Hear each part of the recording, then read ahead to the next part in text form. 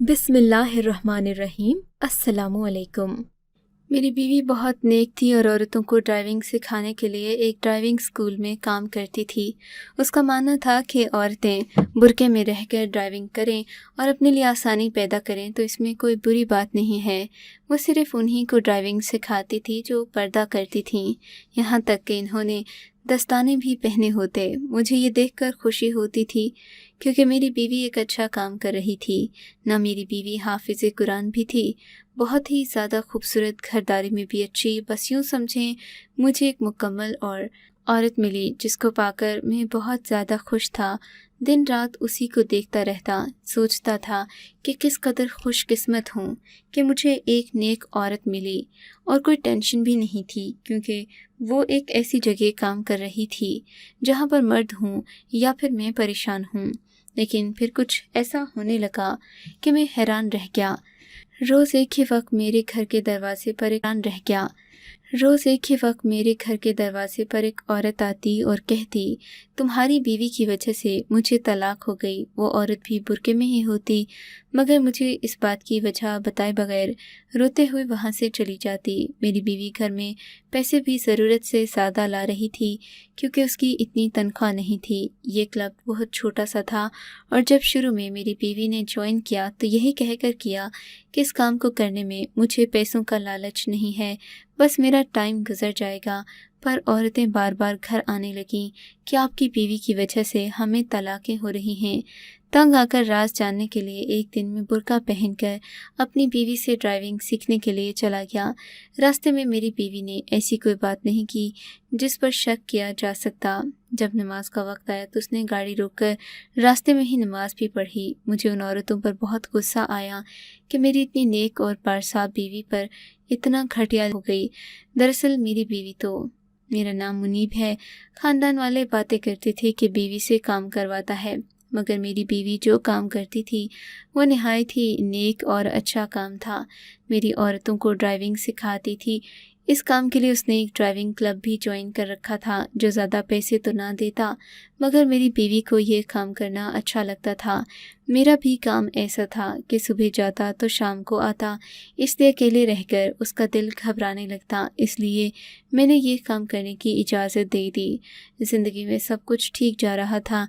मेरी बीवी शरई पर्दा करती थी, यहाँ तक कि दस्ताने भी पहनती थी और वो उन्हीं लोगों को ड्राइविंग सिखाने के लिए राज़ी होती जो शरई पर्दा करती हूँ, क्योंकि उसका मानना था अगर पर्दे में रहकर ड्राइविंग करेंगी तो फिर मुझे कोई मसला नहीं। लेकिन किसी बेपर्दा औरत को मैं ड्राइविंग नहीं सिखाऊंगी क्योंकि वो फिर से मुंह नकाब हटाकर बाज़ार में दंदनाती फिरेंगी और जितनी नज़र उस पर पड़ेगी उसमें से मुझे भी गुनाह मिलेगा क्योंकि मैंने ही उनको ये सबक सिखाया था। मुझे मेरी बीवी की ये बातें बहुत अच्छी लगती थीं। मैं कभी भी अच्छा इंसान नहीं था।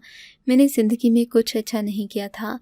पता नहीं मुझे इतनी अच्छी बीवी कैसे मिल गई। मैं तो इस किस्म का था कि कोई ख़ानदान की लड़की मुझसे शादी करना नहीं चाहती थी। हालांकि मैं शक्ल सूरत का अच्छा था, पैसे भी ठीक ठाक कमाता था। मेरे माँ बाप भी नहीं थे, मगर वजह थी मेरा रवैया। मुझे ना बात करने की तमीज़ थी, ना उठने बैठने की। पूरा दिन मोहल्ले में लड़कों के साथ में दिल पेशोरी करता और अपने पैसे खर्च किया करता। मुझे पान खाने की भी आदत थी, मगर शादी के बाद मैंने ये सब छोड़ दिया था।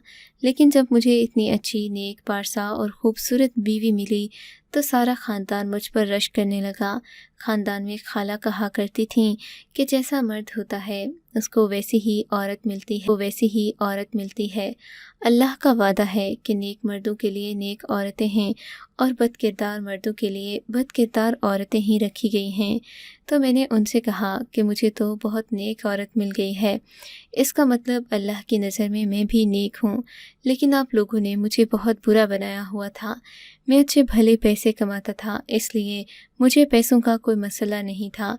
बीवी भी थोड़े बहुत पैसे लाती थी, मगर वो कहती थी कि मैं अपना वक्त तो देती हूँ, इसलिए पैसे तो मैं ज़रूर लूँगी, वरना मैं पैसे भी ना लेती। मगर फिर हैरान होने लगा कि वो हर महीने घर में काफ़ी सारे पैसे लेकर आती थी। पूछने पर बताया कि मेरी तनख्वाह बढ़ गई है। लेकिन मैं सोचने लगा कि जहाँ मेरी बीवी काम करती है वो तो एक छोटा सा ड्राइविंग क्लब है, इतने पैसे कैसे दे सकता था।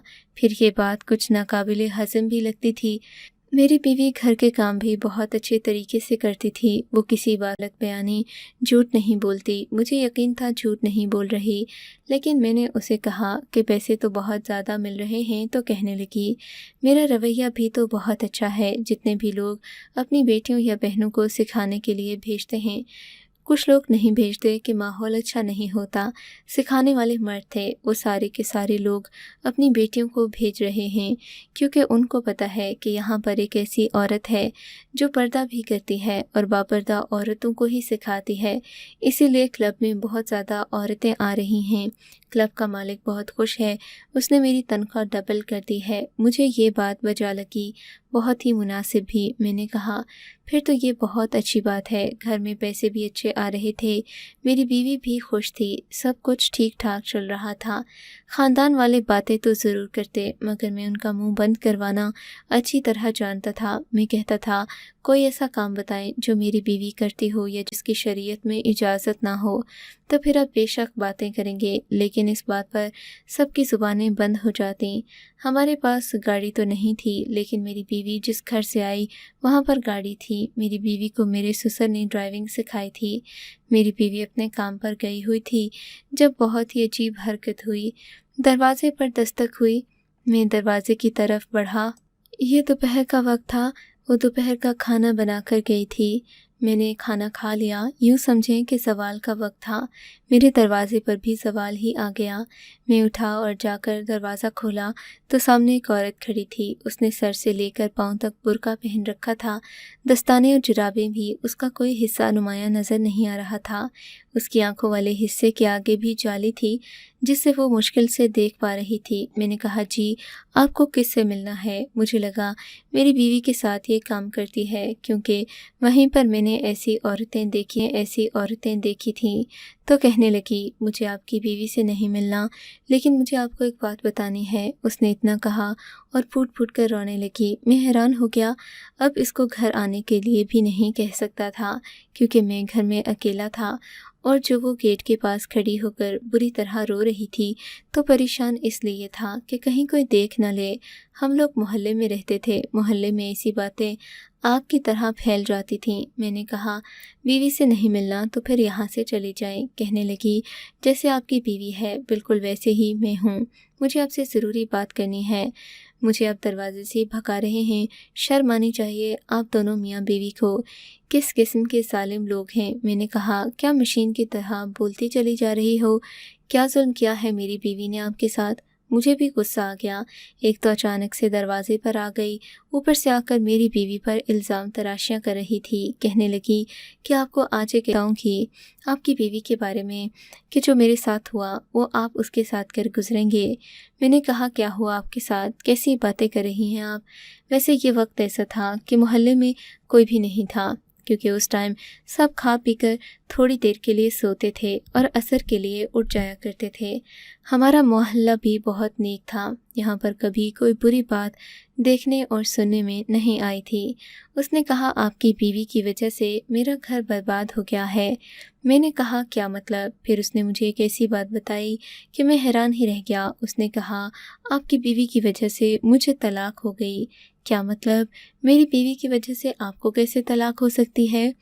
اس نے پوری بات نہیں بتائی، پھوٹ پھوٹ کر روتی ہوئی وہاں سے چلی گئی، پر جاتے جاتے کہنے لگی کہ جس نے مجھے دکھ دیا اللہ کرے اس کا گھر برباد ہو جائے۔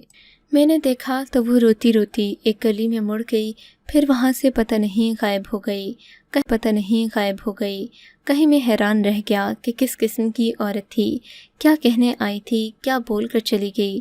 شام کو بیوی گھر آئی تو اس نے میرے لیے کھانے پینے کی چیزیں منگائیں اور گھر کا سامان بھی وہیں رکھ رہی تھی۔ جب میں نے اسے یہ بتایا کہ آج بڑی ہی عجیب حرکت ہوئی ہے، ایک برقعے والی عورت گھر آئی اور کہنے لگی آپ کی بیوی کی وجہ سے مجھے طلاق ہو گئی، تو میری بیوی نے حیران ہو کر مجھے دیکھا اور کہا آپ نے اس عورت کی شکل دیکھی؟ میں نے کہا کہ نہیں، اس نے برقع پہن رکھا تھا۔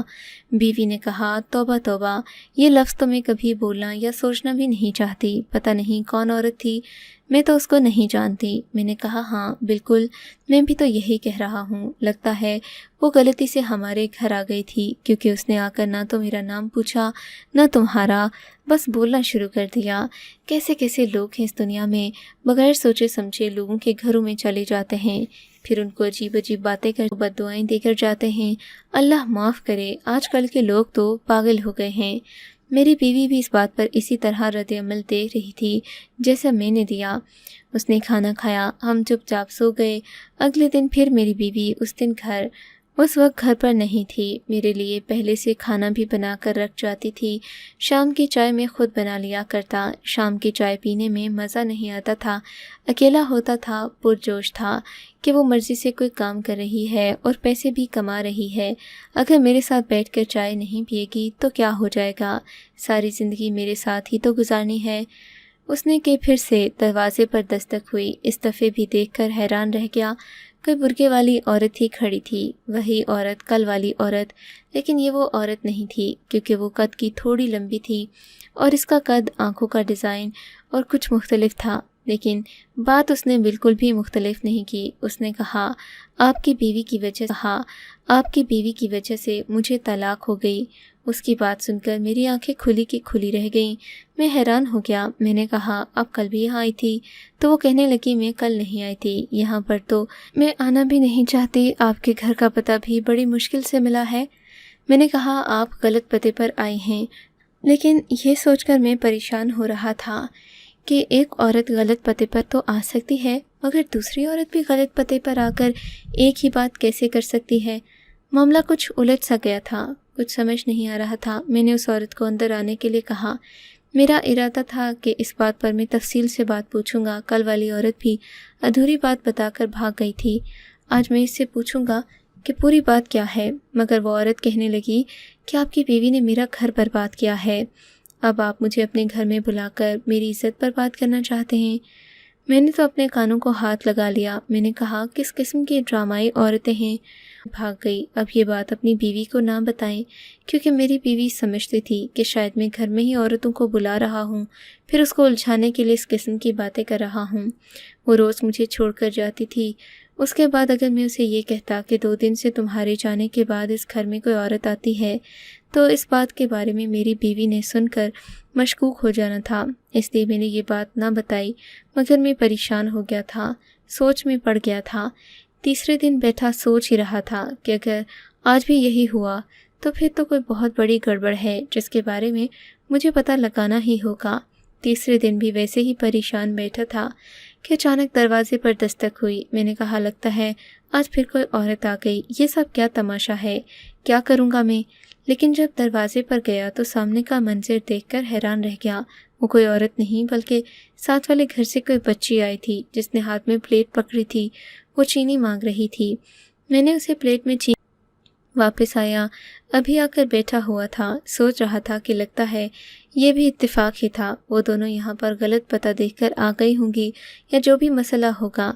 مجھے اپنی بیوی پر پورا بھروسہ تھا، مگر پھر اگلے ہی پل دروازے پر دستک ہوئی۔ دستک سے ہی لگ رہا تھا کہ کوئی پریشان ہو کر دستک دے رہا ہے۔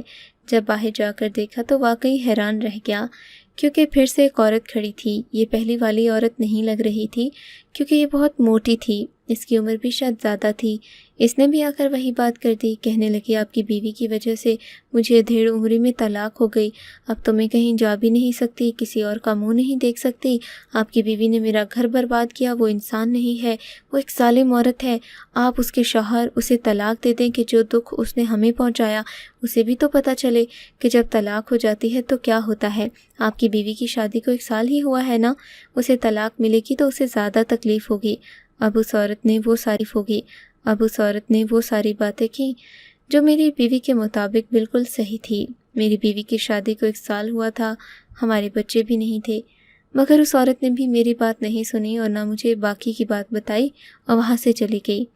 میں اسے زبردستی بھی روک نہیں سکتا تھا، وہ باپردہ عورت تھی۔ میں حیران تھا کہ 3 عورتوں کو 3 دن میں میری بیوی کی وجہ سے طلاق کیسے ہو سکتی ہے۔ اب میں نے پلان بنا لیا کہ کچھ نہ کچھ تو کرنا ہی پڑے گا۔ اگلے ہی دن اس پلان پر عمل کرنے لگا۔ میں نے سوچا میں بھی کالا برقع پہن کر اپنی بیوی سے ڈرائیونگ سیکھنے جاؤں گا، کالے دستانے پہن لوں گا تو میرے ہاتھ پاؤں نظر نہیں آئیں گے اور وہ اندازہ نہیں لگا پائے گی کہ میں مرد ہوں یا عورت۔ میں نے یہی کیا۔ اگلے دن وہاں پہنچ گیا۔ بیوی نے مجھ سے یہ بات نہ پوچھی، بس میرا نام پوچھا جو کہ میں نے غلط بتایا۔ اس کے بعد ہم دونوں گاڑی میں بیٹھے تھے۔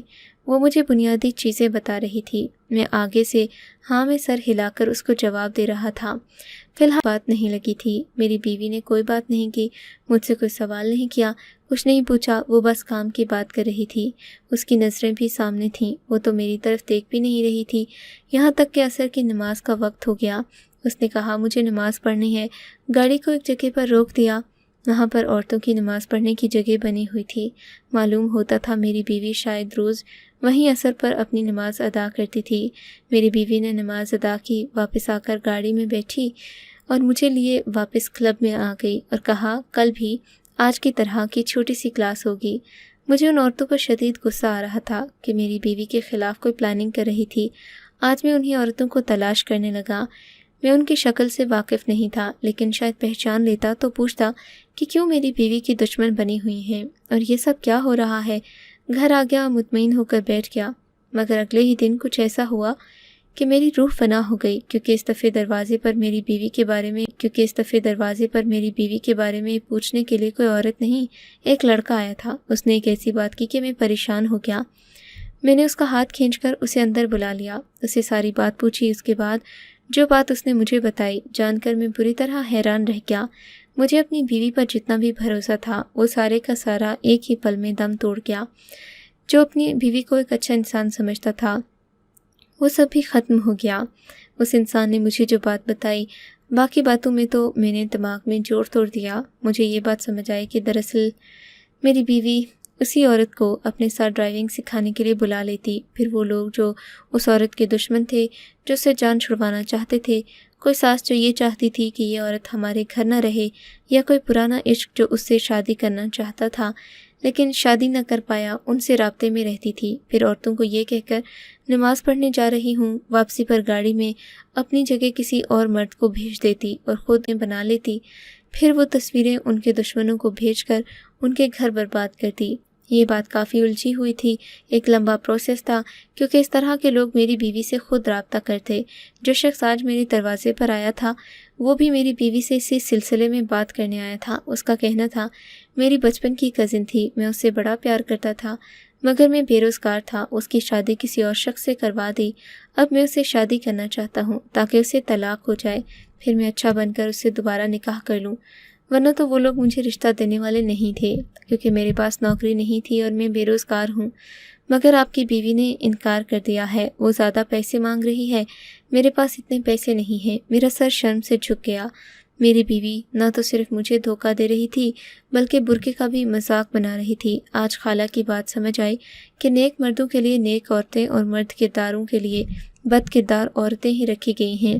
میں خود اچھا ہی نہیں تھا، پھر مجھے بیوی کے میں نے لڑکے سے کہا تم رات کو گھر آ جانا۔ جب میری بیوی گھر آئی تو باتوں باتوں میں اسے کہنے لگا کہ یہ سب ایک عورت کرتی ہے جس کے بارے میں مجھے پتہ چلا ہے۔